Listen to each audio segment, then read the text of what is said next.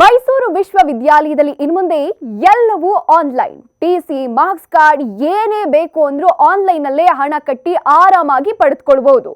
ಮೈಸೂರು ವಿವಿಯಲ್ಲಿ ಮೈಸೂರು ನಗರ, ಗ್ರಾಮಾಂತರ, ಮಂಡ್ಯ, ಹಾಸನ, ಚಾಮರಾಜನಗರ ಸೇರಿದಂತೆ ವಿವಿಧೆಡೆಯಿಂದ ವಿದ್ಯಾರ್ಥಿಗಳು ವ್ಯಾಸಂಗ ಮಾಡುತ್ತಿದ್ದಾರೆ.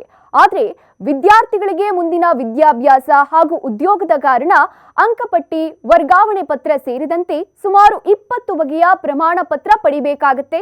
ಆದರೆ ದೂರದೂರಿನಿಂದ ಬರೋ ವಿದ್ಯಾರ್ಥಿಗಳು ಯಾವುದೇ ಪ್ರಮಾಣ ಪತ್ರ ಬೇಕಾದರೂ ಸಂಶೋಧನಾ ವಿಭಾಗ, ಬ್ಯಾಂಕ್ ಅಂತೆಲ್ಲ ಅಲಿಬೇಕಾಗತ್ತೆ.